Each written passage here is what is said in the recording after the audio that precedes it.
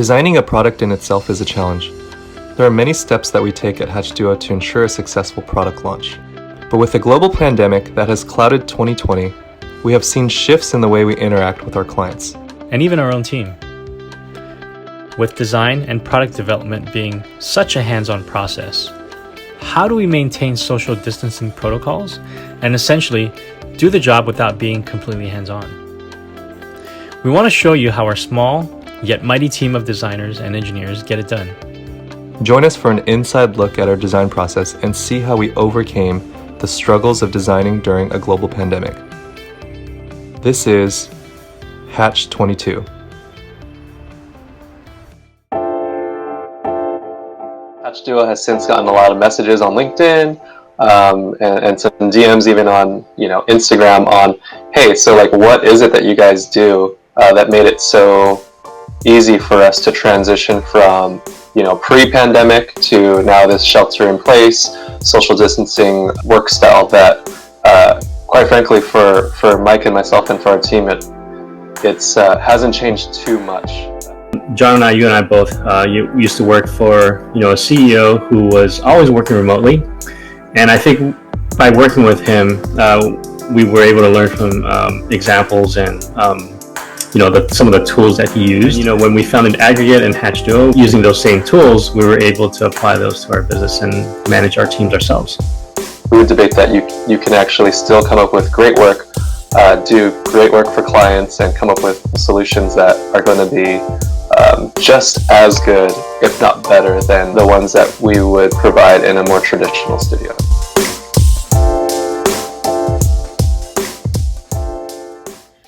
Hi everyone, I'm Ariel, the social media and content manager here at Hatch-22, and I'm going to be one of your hosts for Hatch-22. Hatch-22 is a design consultancy located in the San Francisco Bay Area, whose main aim is to help other startups launch their product ideas through an integration of industrial design and mechanical engineering. Throughout this series, we're going to give you an inside look at Hatch-22's design process with one of their clients, Rubbish.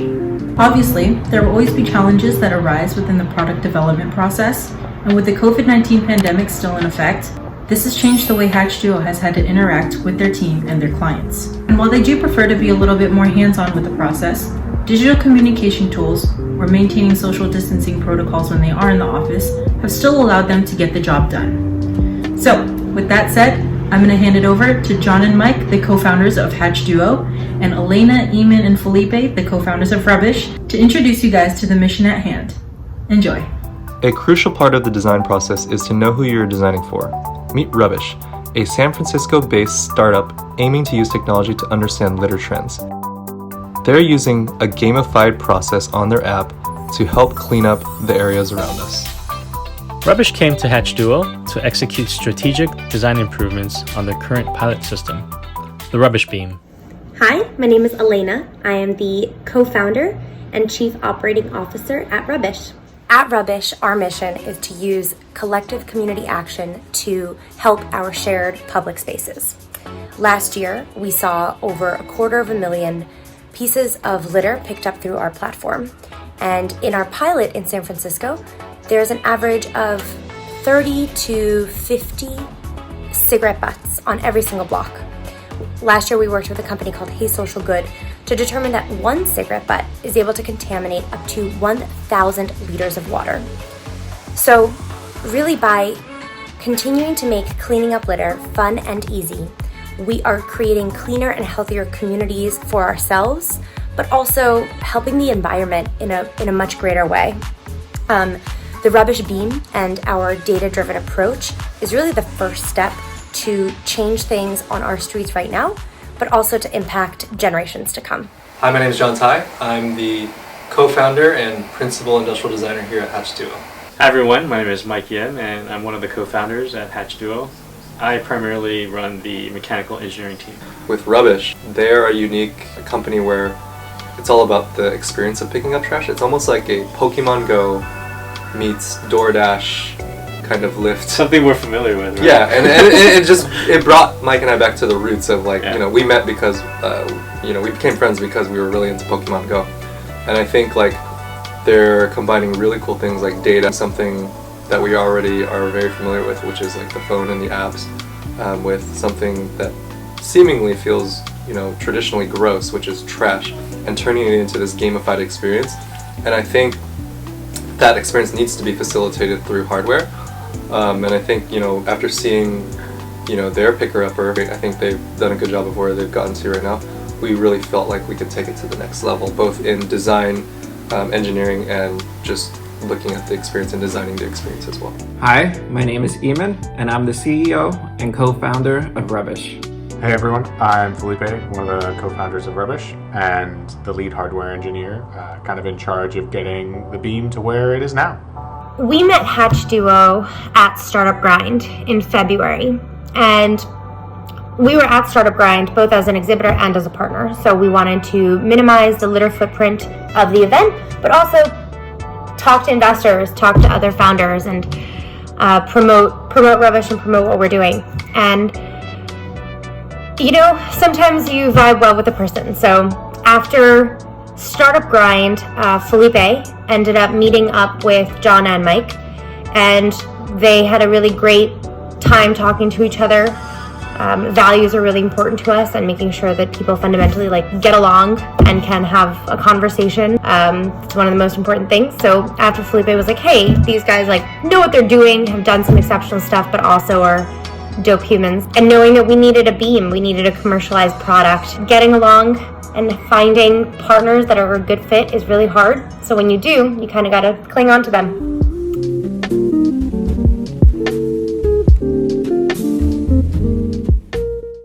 So the importance of a kickoff meeting really is to align everyone involved. We really like to have a kickoff meeting where we talk about the framework of what the actual feature requirements are for the product, as well as talk through any kind of user concerns as well. Because I think particularly for Hatch-22, we love getting into sketching and design and all that fun stuff. But before we put pen to paper, we really need to make sure everyone's on the same page, including us and the client, so that as we get to the fun stuff, we don't have to circle back and spin our wheels and basically recycle ideas, essentially. So that's kind of the importance of a kickoff meeting, is really just to have a North Star, something that both the client and Hatch-22 can essentially agree to, so we can basically move forward. I don't know if you guys have seen the Rubbish Beam. This is an older version, but I thought I would show it off to all of you. Felipe, while you were talking, I thought I would show off the fruits of your labor. Yeah. Yeah, some of our team has seen it. I don't think everyone on the entire team has seen it yet, though. So, not in person anyway. I've brushed up on all your marketing, all your public-facing videos and things. So definitely very cool. Yeah, I guess that's that. Blake kind of has an agenda that we'd like to just run by you guys and get through today, and we have some objectives for this initial call. Obviously, this is just our first kickoff, so we're just gonna get our feet wet a little bit. But I'll kind of kick it off to Blake, and then he'll walk you through what the plan is. You did a great job here. Some clarifications are you have things like LEDs to indicate state and also to provide visual feedback to the users. So my question is, what are the states of the device that need to be communicated? And also, what kind of feedback does the user need while they're using this device? Well, we have a concept of categories. So while you're picking up, you'll be able to categorize something as tobacco, as paper, plastic, food, etc. And we believe that data is beneficial to Rubbish as a whole, because we're able to use it in order to make better data-driven decisions about trash can placement or potential pickups that are single stream. Ideally, if the goal of this is to be an unobtrusive way to gather data, there needs to be some sort of mechanism to send a message to the phone that says left, right, or select one of these categories. We're the first people doing something like this, gamified litter pickup, but also has the real potential to make a difference using the data. And nothing like our product really exists. It's fun working through these kind of traditional ad agency and branding agency exercises and seeing how our product fits into that. it's been an interesting journey so far. One thing I wanted to clarify is, are we still open to portions of the grabber being off the shelf? Like, so for instance, like, because we're trying to use this cable style system and we don't want to reinvent the wheel because that's a whole R&D project in itself, are we able to, I just want to align the whole team here that there's portions of it that we can grab off the shelf and then, hack and customize, but then design it in such a way that it feels fully custom. Is that kind of general consensus still? Yeah, I'm 100% open to cut stuff. They told me in engineering school, if someone's already made it and you don't need to remake it, don't. Exactly. I'm all for that. Another thing to add to the UV stability, Blake, is anytime, if you leave it in the car, obviously in the sun, there's going to be heat involved, and certain materials like PLA get pretty unstable. So let's also add in heat. Like, your car can get up to like 120 degrees if it sits in the sun. Yeah. All of the current versions are made out of ABS for that reason. Right. Yeah. One of the biggest pain points, I think, is going to be managing cost of the product, because it's a yin and yang relationship when it comes to industrial design and mechanical engineering. When it comes to design, it's almost free reign. Like, we don't want to put a leash on industrial design because that limits their creativity, and that's not something that we do. We like to let our creativity loose, but at the same time, it's important to manage expectations, because we can go off and design something that provides a great user experience, but it comes at a high cost. My name is Blake Johnson. I'm the creative lead here at Hatch-22.